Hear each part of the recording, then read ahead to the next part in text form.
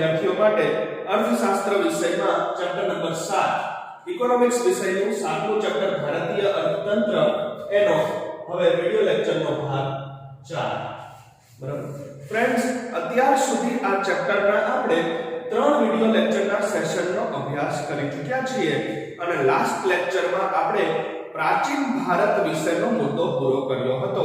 હવે આજે શરૂઆત કરવાની છે સ્વતંત્રતા પહેલાના ભારતીય અર્થતંત્રથી. બરાબર તો આજનો આપણો અભ્યાસનો પોઈન્ટ છે સ્વતંત્રતા પહેલાનું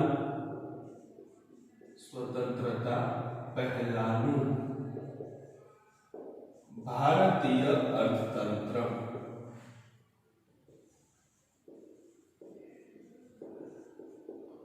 એટલે કે આઝાદી પહેલા 1947 પહેલા બરાબર ભારતના અર્થતંત્રના જુદા જુદા ક્ષેત્રોની શું સ્થિતિ હતી એના વિશેની માહિતી અલગ અલગ ક્ષેત્ર વાઇઝ આપણે 13 ક્ષેત્ર ભણવાના છે. એમાં બરાબર કે ખેતીની શું સ્થિતિ હતી, ઉદ્યોગોની શું સ્થિતિ હતી, સેવા ક્ષેત્રની શું સ્થિતિ હતી, કરવેરાના દર કેવા હતા, જકાત દરો કેવા હતા, રેલવેની શું સ્થિતિ હતી, બેન્કિંગ ક્ષેત્રની શું સ્થિતિ હતી.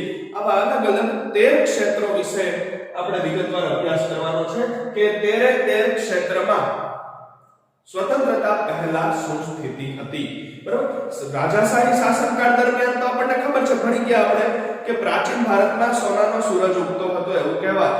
સોને કી ચિડિયાના નામથી આપણો ભારત દેશ વિશ્વ વિખ્યાત હતો. એ વાત થઈ પ્રાચીન ભારતની. હવે વાત આવે છે આઝાદી પહેલાની સ્થિતિ. બરાબર 1947 માં ભારત દેશને આઝાદી મળી એટલે કે 15મી ઓગસ્ટ 1947 ના દિવસ પહેલા બરાબર ભારતની સ્વતંત્રતા પહેલા અંગ્રેજ શાસનકાળ દરમિયાન દેશના જુદા જુદા વિવિધ ક્ષેત્રોની શું સ્થિતિ હતી એનો ક્ષેત્ર વાઇઝ અલગ અલગ પરિચય. તો જુઓ પહેલા જ્યારે અંગ્રેજો ભારતમાં આવ્યા ત્યારે પોઈન્ટ વાઇઝ ભણવાનું છે. પહેલો પોઈન્ટ જ્યારે અંગ્રેજો ભારતમાં આવ્યા ત્યારે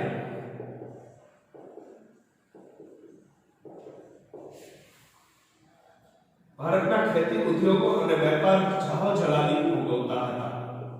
ત્યારે ભારતના ખેતી ઉદ્યોગો અને વેપાર ક્ષેત્ર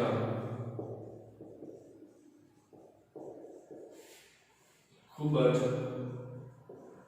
જાહોજલાલી ભોગવતા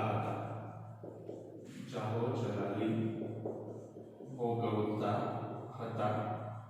એટલે કે સમૃદ્ધ હતા.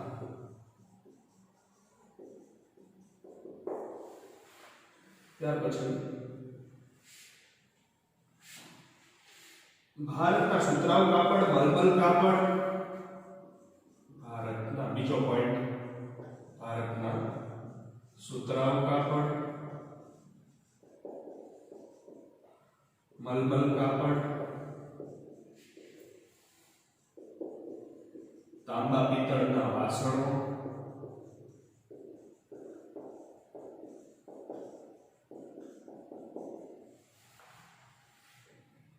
ગરમ કપડા, મરી મસાલા, તેજાના, ગરમ કપડા, મરી મસાલા, તેજાના, લોખંડના ઓજારો,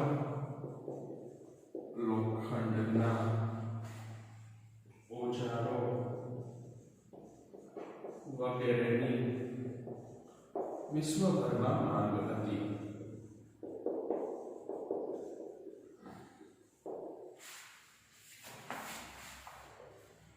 ત્યાર પછી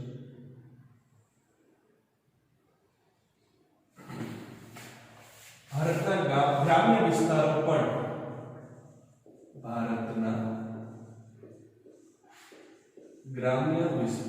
પણ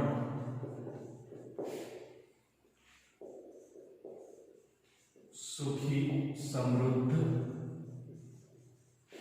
અને સ્વાવલંબી હતા. સુખી, સમૃદ્ધ અને સ્વાવલંબી હતા. ત્યાર પછી ગૃહ ઉદ્યોગો અને નાના પાયાના ઉદ્યોગોનો ભરપૂર વિકાસ થયો હતો. ગૃહ ઉદ્યોગો અને નાના પાયાના ઉદ્યોગોનો ભરપૂર વિકાસ થયો હતો.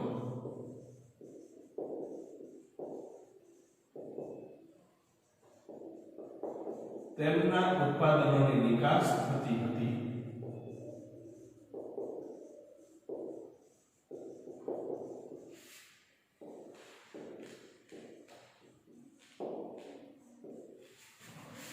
ત્યાર પછી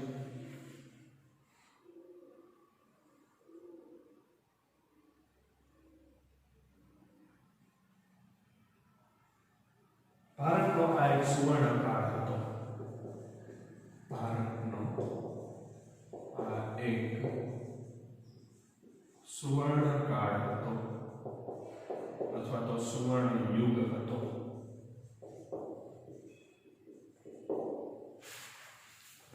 જો વાત કરીએ આપણે સ્વતંત્રતા પહેલાની, બરોબર, સ્વતંત્રતા પહેલાના ભારતીય અર્થતંત્રની, બરોબર, તો કે અંગ્રેજ શાસન નહોતું સ્થપાયું તે વખતે પણ, રાજાશાહી શાસન વ્યવસ્થા વખતે પણ ભારતનો એ સુવર્ણ યુગ હતો. આપણને ખબર છે કે મૌર્ય રાજાઓના શાસનકાળ દરમિયાન, બરોબર, મૌર્ય વંશના રાજાઓના શાસન દરમિયાન ભારત દેશમાં અનેક અત્યંત ઉપયોગી, મહત્વના અને વિકાસલક્ષી નિર્ણયો લેવાયા હતા.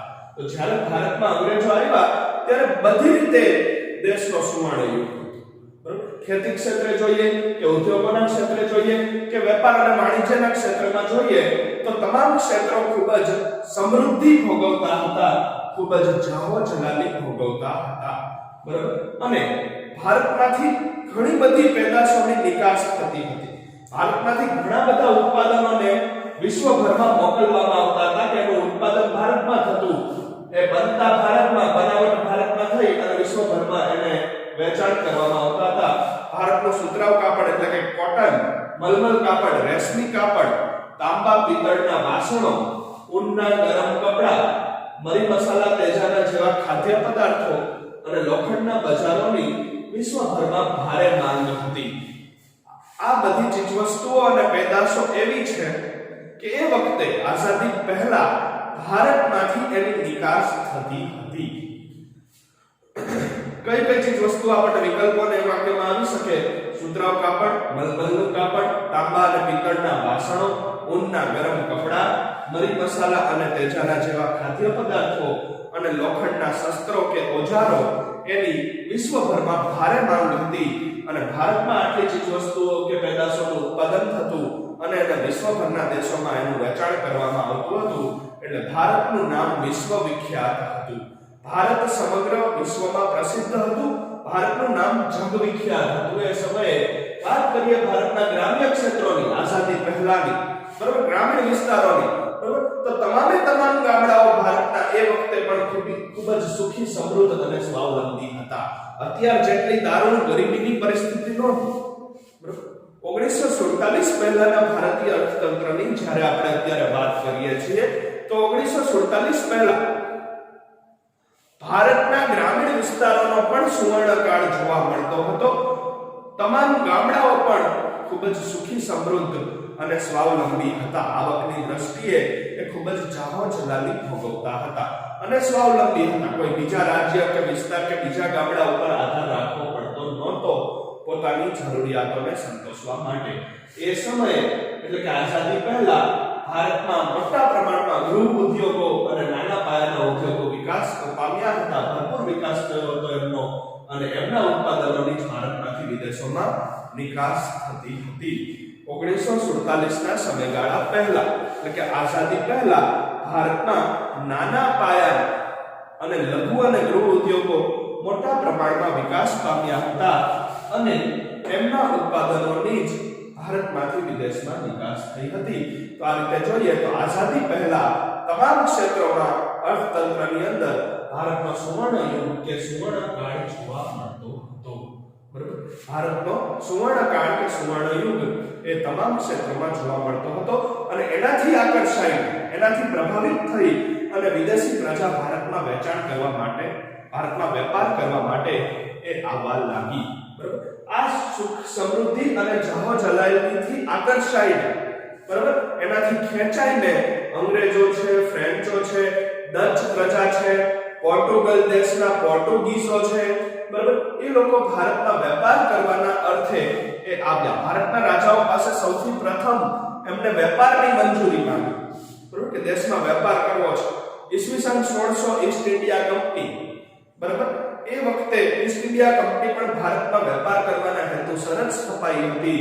ધીમે ધીમે સ્વતંત્રતા પહેલા તમામ ક્ષેત્રોમાં ભારતનો સુવર્ણ યુગ હતો અને એ સુવર્ણ યુગથી આકર્ષાઈને, બરાબર, ધીમે ધીમે એ વિદેશી પ્રજા ભારતમાં વેપાર કરવાના હેતુસર આવવા લાગી અને ઈસ્ટ ઇન્ડિયા કંપની ઈસવીસન 1600 ની અંદર કે જેનો સ્થાપનાનો મુખ્ય હેતુ ભારત દેશમાં વેપાર કરવાનો હતો. ઈસ્ટ ઇન્ડિયા કંપનીએ સૌપ્રથમ ભારતના રાજાઓ પાસે વેપાર કરવાની મંજૂરી માંગી અને ત્યારબાદ ધીમે ધીમે અને ભારતના રાજાઓની નબળાઈનો ખ્યાલ આવતો ગયો એટલે એ પોતાની સૈન્ય શક્તિ વધારતા ગયા અને એ સૈન્ય શક્તિમાં વધારો થવાથી 1757 થી 1947 સુધી ભારત અંગ્રેજ શાસનનો ભોગ બન્યું. 1757 થી 1947 અંદાજિત 190 વર્ષ, બરાબર, 2 સદી 200 વર્ષનો અંદાજિત સમયગાળો, બરાબર, કે ભારત એ અંગ્રેજોનું ગુલામ રહ્યું અને ભારતમાં અંગ્રેજ શાસન સ્થપાણું અને એ વિકસ્યું. તો એ અંગ્રેજ શાસન દરમિયાન આઝાદી મળી એ પહેલા ભારતે ઘણા ઓછા પ્રમાણમાં સારા પરિણામો મેળવ્યા અને ખૂબ જ વધુ પ્રમાણમાં ખરાબ પરિણામો મેળવ્યા છે. એટલે કે અંગ્રેજ શાસનના સમયગાળા દરમિયાન, અંગ્રેજ શાસનના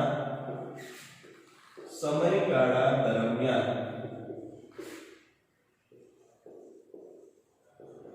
એટલે 1757 થી 1947 ભારતે ઘણા ખરાબ પરિણામો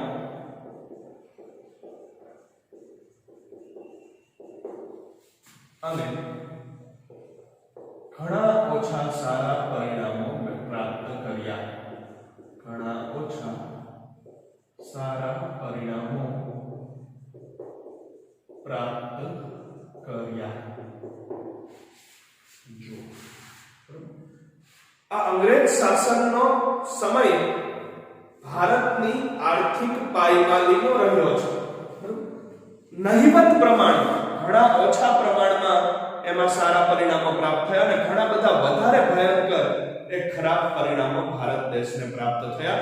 એટલે આઝાદી પહેલા અંગ્રેજ શાસન દરમિયાન ભારતે ખૂબ જ નહિવત એટલે કે ખૂબ જ ઓછા એ સારા પરિણામો મેળવ્યા અને ખૂબ જ વધારે એ ખરાબ પરિણામોનો સામનો કરવાનો થયો.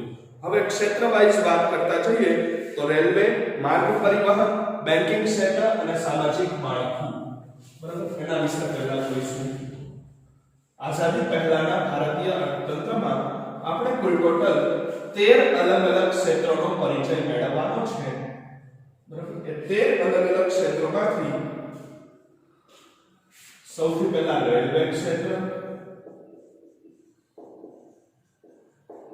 ત્યાર પછી પોઈન્ટ નંબર 2 માં આવશે માર્ગ પરિવહન, રસ્તા અને સડકો એટલે કે માર્ગ પરિવહન, ત્યાર પછી બેન્કિંગ ક્ષેત્ર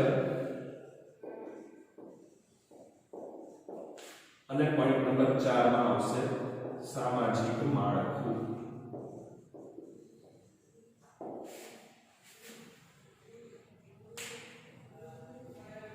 એનો આપણે વિગતવાર પરિચય.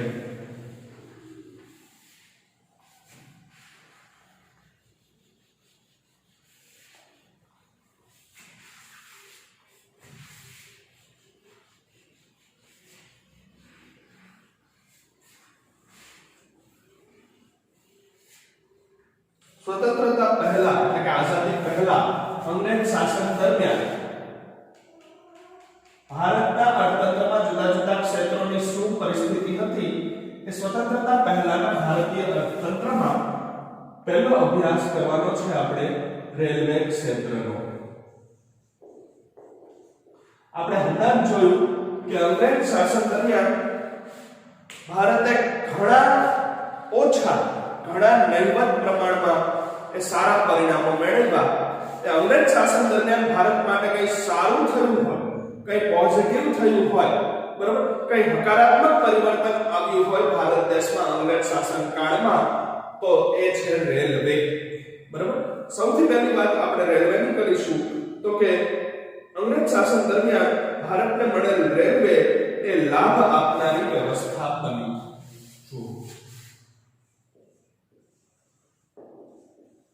અંગ્રેજ શાસન કાળ દરમિયાન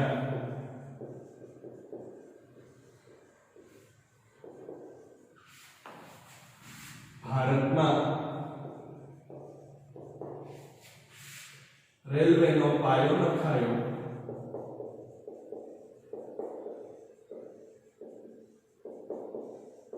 જે પછીથી આજ દિન સુધી ભારતને લાભ આપનારી વ્યવસ્થા બની.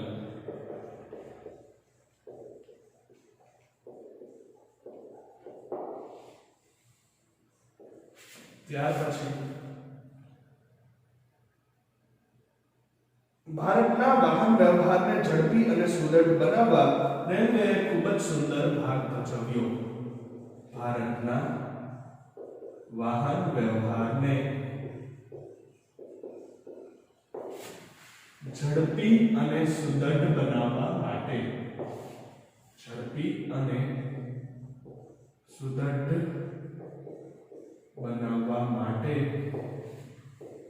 ભારતીય રેલવે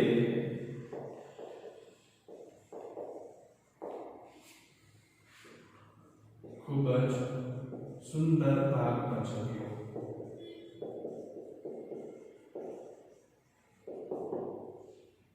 ત્યાર પછી ભારતમાં રેલવેની શરૂઆત 16 એપ્રિલ 1853 ના રોજ બોરીબંદરથી થાણાના રૂટ ઉપર થઈ. ભારતમાં રેલવેની શરૂઆત 16 એપ્રિલ 1853 ના રોજ બોરીબંદર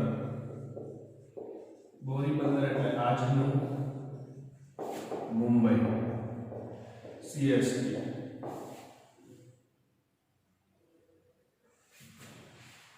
થી થાણાના રૂટ ઉપર થઈ.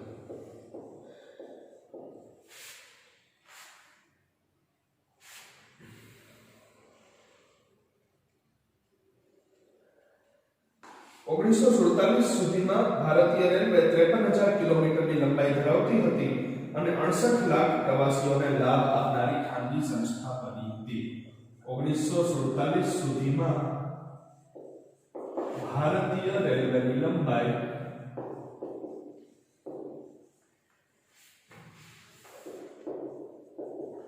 53,000 કિલોમીટર હતી અને 68 લાખ પ્રવાસીઓએ લાભ લીધો હતો. 68 લાખ પ્રવાસીઓએ લાભ લીધેલ હતો.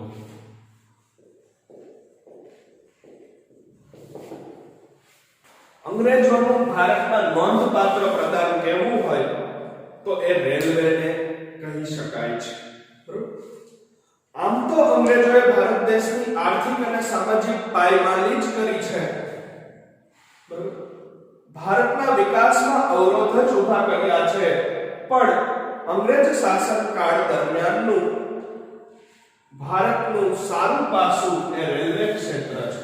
બરોબર, રેલવેનો પાયો એ બ્રિટિશ શાસનકાળ દરમિયાન ભારતમાં નખાયો. રેલવેની શરૂઆત એ અંગ્રેજ શાસનકાળ દરમિયાન થઈ હતી.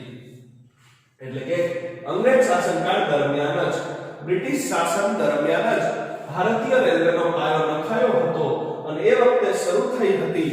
એ વખતે ખૂબ જ ધીમા શરૂઆતના પગલે એ ખૂબ જ ઓછી કિલોમીટરથી એની શરૂઆત થઈ હતી, પરંતુ આજે એ ભારતીય રેલવે એ વિશ્વમાં આગવું સ્થાન ધરાવે છે, બરાબર.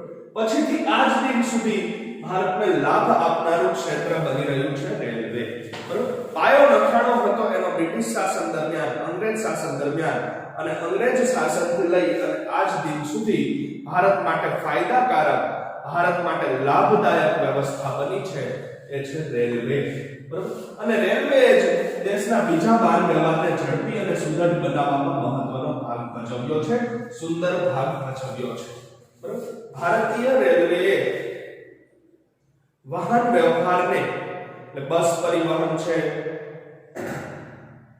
દ્વિચક્રી વાહનો છે, મોટા વાહનો છે, એ વાહન વ્યવહારને ઝડપી અને સુદૃઢ બનાવવા માટે રેલવેએ પોતાનો સુદૃઢ ફાળો આપ્યો છે, ખૂબ જ સુંદર ભાગ ભજવ્યો છે. હવે ખાસ અગત્યનો પોઈન્ટ, ભારતમાં રેલવેની શરૂઆત ક્યારે, કઈ તારીખે અને ક્યાંથી ક્યાં સુધી, બરાબર. તો કે ભારતમાં રેલવેની સ્થાપના કો અથવા તો ભારતમાં રેલવેની શરૂઆત કયો એ 16 એપ્રિલ 1853 થી, બરાબર, થઈ હતી, બરાબર. 16 એપ્રિલ 1853 ના રોજ ભારતની પહેલી ટ્રેન એ પોરબંદર સ્ટેશન, એટલે કે આજનું મુંબઈ સીએસટી સ્ટેશન, ત્યાંથી થઈ અને થાણાના રૂટ ઉપર ચાલી હતી. અંદાજે 34 કિલોમીટરનો આ રૂટ હતો, બરાબર. ભારતમાં રેલવેની સ્થાપના અથવા તો ભારતમાં રેલવેની શરૂઆત એ 16 એપ્રિલ 1853 ના રોજ પહેલી ટ્રેન ક્યાંથી ક્યાં સુધી, પોરબંદર સ્ટેશન, એ વખતનું પોરબંદર એટલે આજનું મુંબઈ સીએસટી સ્ટેશન, અને ત્યાંથી થાણા સુધી, એ મુંબઈનું જ એક પરું છે થાણે, બરાબર. એ પોરબંદર એટલે કે સીએસટી થી થાણા સુધી અંદાજે 34 કિલોમીટર ના અંતરમાં એ રેલવેની શરૂઆત થઈ હતી, પહેલી ટ્રેન ચાલી હતી. અને એ વખતે એટલે ભારતની આઝાદી મળી 1947 સુધીમાં ભારતીય રેલવેની લંબાઈ 53,000 કિલોમીટર જેટલી થઈ હતી, અને 1947 સુધીમાં 68 લાખ પ્રવાસીઓએ એ રેલવેની સેવાઓનો લાભ લીધો હતો. એ વખતે સરકાર હસ્તક નહોતી રેલવે, એક ખાનગી સંસ્થા હતી, અને 68 લાખ પ્રવાસીઓએ એનો લાભ લીધો હતો. અને દેશમાં પાટાઓ 53,000 કિલોમીટરના નખાયા હતા. ભારતીય રેલવેની કુલ લંબાઈ આઝાદીના સમયે એટલે કે 1947 પહેલા 53,000 કિલોમીટર સુધી વિકસી ચૂકી હતી. આ 53,000 કિલોમીટર યાદ રાખવાનું છે. 16 એપ્રિલ 1853 મુંબઈથી થાણે 34 કિલોમીટર એ યાદ રાખવાનું છે. અને આ થઈ ગઈ વાત ભારતના રેલવે ક્ષેત્રની આઝાદી પહેલાની. હવે વાત કરીશું માર્ગ પરિવહન ક્ષેત્ર, રોડ, રસ્તા અને સડકોનું ક્ષેત્ર. માર્ગ પરિવહન,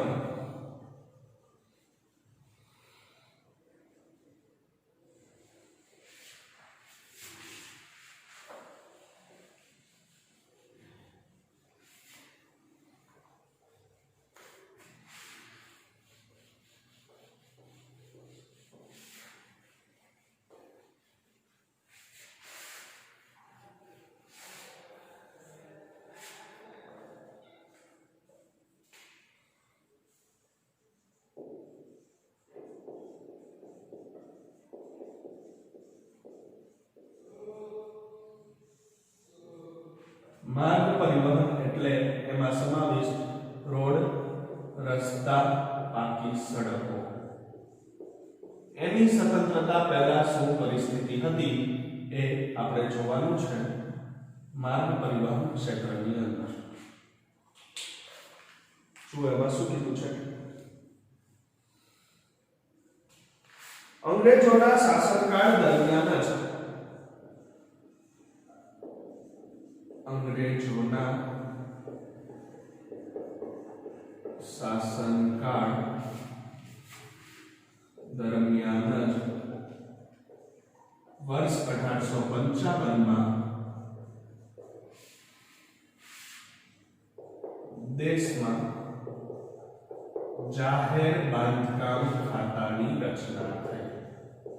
જાહેર બાંધકામ ખાતા એટલે કે વિભાગ ની રચના થઈ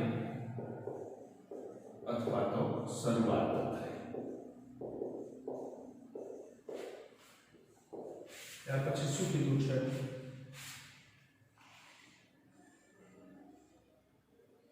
ભારતમાં રોડ રસ્તાના બાંધકામની જવાબદારી બ્રિટિશ શાસને સ્વીકારી અને ભારતમાં રોડ રસ્તાના બાંધકામની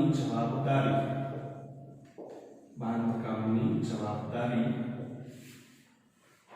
બ્રિટિશ શાસકોએ સ્વીકારી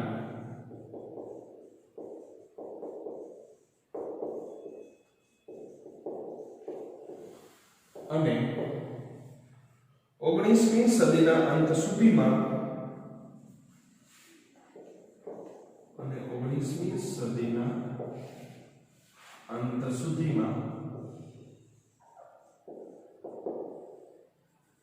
બે લાખ 78,420 કિલોમીટરના 2,78,420 કિલોમીટરના રસ્તાઓ બંધાયા હતા, જે વધીને 1943 સુધીમાં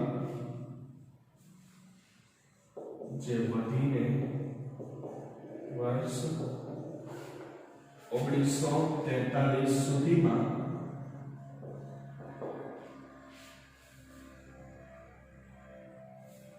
4,47,105 કિલોમીટરના થયા. ત્યાર પછી તે વખતે ભારતમાં 32% પાકા રસ્તાઓ અને 68% કાચા રસ્તાઓ હતા. તે વખતે ભારતમાં 32% પાકા રસ્તાઓ અને 68% કાચા રસ્તાઓ હતા. હવે વાત કરવાની છે માર્ગ પરિવહન ખાતા. માર્ગ પરિવહન ક્ષેત્રની આઝાદી પહેલાની, બરાબર, જુદા જુદા 13 ક્ષેત્રોમાં સ્વતંત્રતા પહેલા શું સ્થિતિ હતી અર્થતંત્રની અંદર, એ સ્વતંત્રતા પહેલાનું ભારતીય અર્થતંત્ર આપણે ભણીએ છીએ. એમાં રેલવેનો વિભાગ આપણે ભણી ગયા. હવે પોઈન્ટ નંબર 2 માં આવે છે માર્ગ પરિવહન, એટલે કે રોડ રસ્તા અને સડકોનો વિભાગ. બરાબર, તો કે એની શરૂઆત પણ અંગ્રેજ શાસનકાળ દરમિયાન જ થઈ હતી ભારત દેશની અંદર. બરાબર, રેલવેની શરૂઆત 1853 માં, એવી જ રીતે એ બ્રિટિશ શાસનકાળ દરમિયાન જ, એટલે કે અંગ્રેજોના શાસનકાળ દરમિયાન જ 1855 ના વર્ષથી દેશમાં જાહેર બાંધકામ ખાતાની, એટલે કે જાહેર બાંધકામ વિભાગની રચના થઈ અથવા તો શરૂઆત થઈ. વર્ષ 1855 થી, બરાબર, દેશમાં જાહેર બાંધકામ ખાતાની શરૂઆત થઈ, જાહેર બાંધકામ ખાતાની રચના થઈ. એ સમયગાળો પણ અંગ્રેજ શાસનનો જ છે. બરાબર, 1853 માં રેલવેની શરૂઆત અને 1855 માં જાહેર બાંધકામ વિભાગ અથવા તો જાહેર બાંધકામ ખાતાની રચના થઈ. અને એ ખાતાની રચના કરી અને અંગ્રેજોએ ભારતમાં રોડ રસ્તા અને પાકી સડકો બનાવવાની જવાબદારી સ્વીકારી. બ્રિટિશ શાસકોએ, એટલે કે અંગ્રેજોએ ભારત દેશમાં રોડ રસ્તા અને પાકી સડકો બનાવવાની જવાબદારી પોતાના માથે લીધી. પોતે એ રોડ રસ્તાના બાંધકામની જવાબદારી સ્વીકારી અને 19મી સદીના અંત સુધીમાં ભારતમાં કુલ 2,78,420 કિલોમીટરની સડકો બંધાયેલી હતી, જે વધી અને આઝાદી પહેલા 1943 ના વર્ષ સુધીમાં 4,47,105 કિલોમીટરના થયા છે. બરોબર, એટલે કે અંગ્રેજો જ્યારે ભારત દેશમાંથી ગયા ત્યાં સુધી ભારતમાં કુલ 4,47,105 કિલોમીટરના રોડ રસ્તા એમને બાંધ્યા હતા. એમાંથી 32% પાકા રસ્તા હતા અને બાકીના 68% એ કાચા રસ્તાઓ હતા. 4,47,105 કિલોમીટરમાંથી એ 32% જ પાકા રસ્તાઓ હતા, બાકીના 68% રસ્તાઓ એ કાચા રસ્તાઓ હતા. તો આ પોઈન્ટની અંદર આપણે 1855 નું વર્ષ યાદ રાખવાનું છે કે જેની અંદર ભારતમાં બાંધકામ વિભાગની શરૂઆત થઈ. બરાબર, જાહેર બાંધકામ ખાતાની રચના થઈ. એ અંગ્રેજ શાસનકાળ દરમિયાન જ થઈ છે, વર્ષ 1855 માં. અને એ સમયે અંગ્રેજોએ ભારતમાં રોડ રસ્તાના બાંધકામની જવાબદારી સ્વીકારી. બરાબર, ભારતમાં રોડ રસ્તા અને સડકોને બાંધવાનું કાર્ય એમણે પોતાના માથે લીધું. અને જ્યારે દેશમાંથી ગયા, છેલ્લે 1943 સુધીના આંકડાઓ ઉપલબ્ધ છે. 1943 સુધીમાં કુલ 4,47,105 કિલોમીટર ના રસ્તાઓ એમને બાંધ્યા હતા અને એ વખતે ભારતમાં કુલ 32% પાકા રસ્તાઓ હતા અને 68% કાચા રસ્તાઓ અંગ્રેજ શાસનકાળ દરમિયાન બંધાયા હતા. બરાબર. હવે વાત કરવાની છે દેશના બેન્કિંગ ક્ષેત્રની એટલે કે બેંકોની. Point number 3.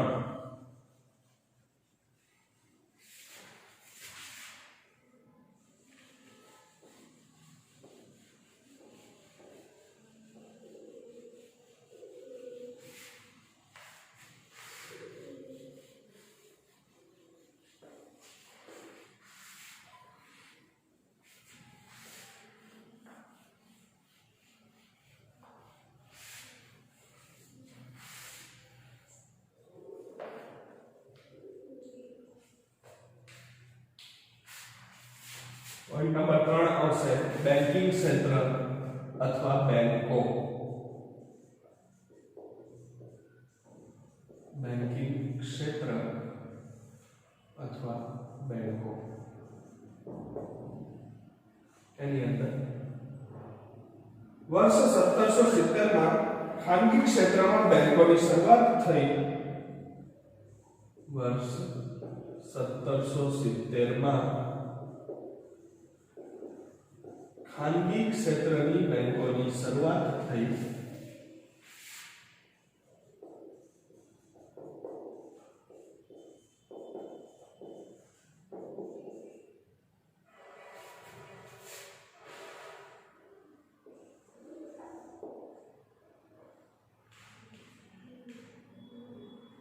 જેની સંખ્યા વર્ષ 1946 સુધીમાં જેની સંખ્યા વર્ષ 1946 સુધીમાં 700 થી વધુની થઈ. 700 થી વધુની થઈ. બેન્કિંગ ક્ષેત્રની ભારતમાં નોંધપાત્ર સિદ્ધિ એ છે બેન્કિંગ ક્ષેત્રની ભારતમાં નોંધપાત્ર સિદ્ધિ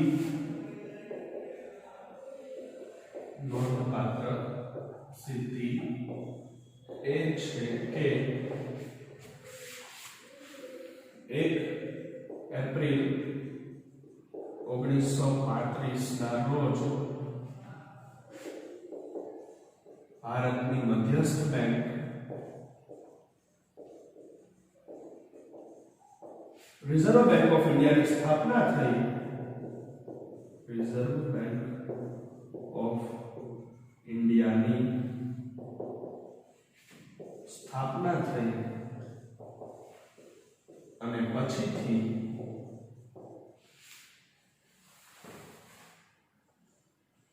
1 જાન્યુઆરી 1949 ના દિવસે 1 જાન્યુઆરી 1949 ના દિવસથી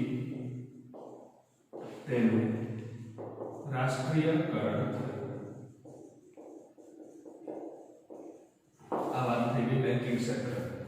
1770 ના વર્ષથી ભારતના બેન્કિંગ ક્ષેત્રમાં ખાનગી બેંકોની શરૂઆત થવા પામી હતી.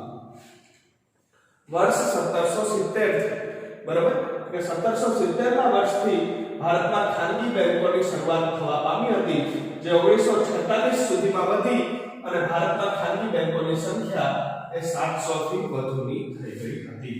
બરાબર. બેન્કિંગ ક્ષેત્રની નોંધપાત્ર સિદ્ધિ ગણીએ આપણે, બેન્કિંગ ક્ષેત્રની નોંધનીય બાબત ગણીએ આપણે ભારતની અંદર, તો ભારતના બેન્કિંગ ક્ષેત્રની નોંધપાત્ર ખાસિયત, નોંધપાત્ર સિદ્ધિ કે નોંધપાત્ર વિશેષતા એ છે કે 1 એપ્રિલ 1935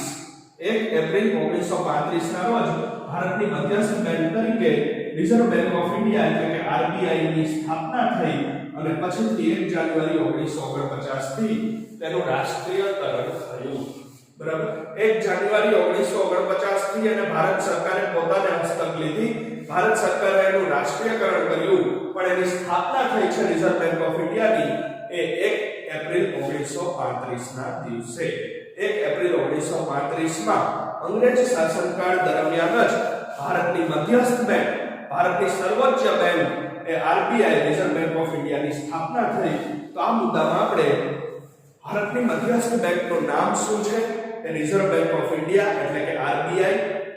અને એની સ્થાપનાનો દિવસ કે સ્થાપનાનું વર્ષ 1 એપ્રિલ 1935 અને આરબીઆઈ ની રાષ્ટ્રીયકરણની તારીખ એ 1 જાન્યુઆરી 1949. આટલું યાદ રાખવાનું છે.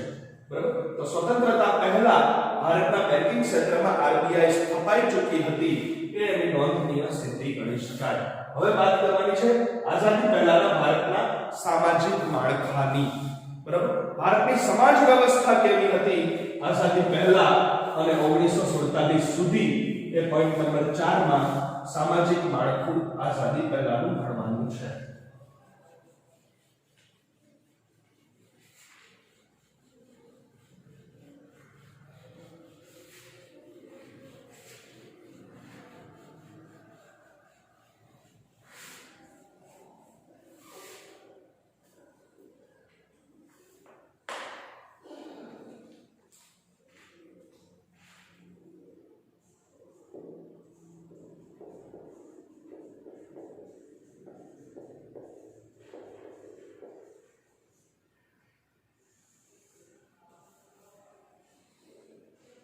સામાજિક માળખું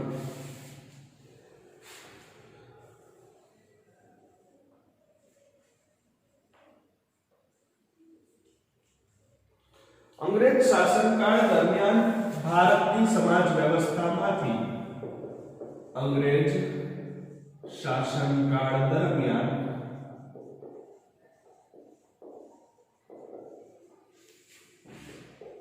ભારતની સમાજ વ્યવસ્થામાંથી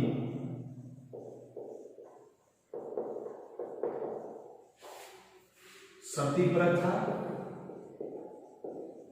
અને દીકરીઓને દૂધ પીતી કરવાનો રિવાજ, દીકરીઓને જન્મ બાદ દૂધ પીતી કરવાનો રિવાજ નાબૂદ થયો.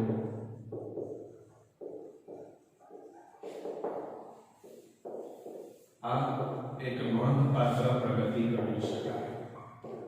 આ એક નોંધપાત્ર પ્રગતિ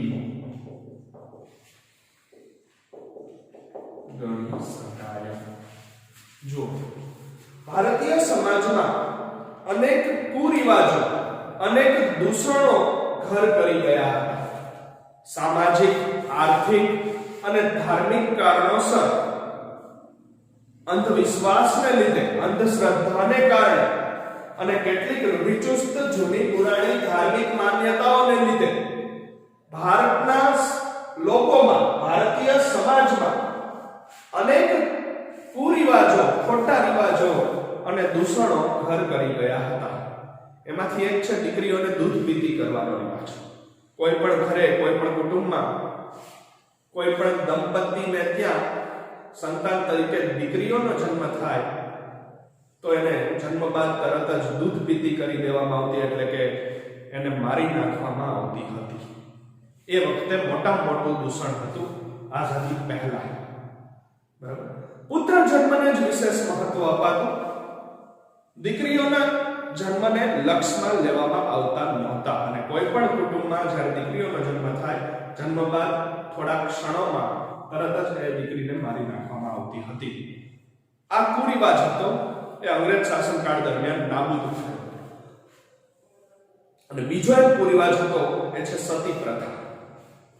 કોઈ પણ સ્ત્રીનો પતિ મૃત્યુ પામે, નાની ઉંમરે કોઈ પણ સ્ત્રીનો પતિ કોઈ પણ કારણસર મૃત્યુ પામે, એનું અવસાન થાય, માંદગી કે બીમારીના કારણસર કે અકસ્માતના કારણસર કે અન્ય કોઈ પણ કારણસર, તો એ પતિની ચિતા જ્યારે ચાલુ હોય એમાં એ જીવિત સ્ત્રીને કૂદી પડવાનું હતું. એટલે જીવિત સ્ત્રીને સતી થઈ જવું પડતું હતું.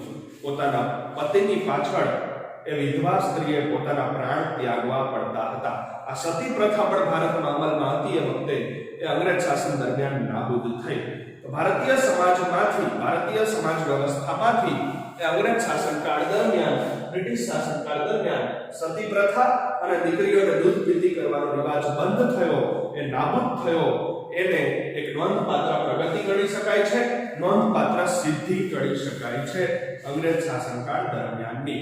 તો આ લેક્ચરમાં આપણે સ્વતંત્રતા પહેલાના ભારતીય અર્થતંત્રના 4 ક્ષેત્રોનો પરિચય મેળવ્યો: રેલવે, માર્ગ પરિવહન, બેન્કિંગ ક્ષેત્ર અને ભારતના સામાજિક માળખા વિશે. હવે પછીના નેક્સ્ટ સેશનમાં એ બાકીના બીજા ક્ષેત્રોનો આઝાદી પહેલાનો પરિચય મેળવીશું. Thank you all of you.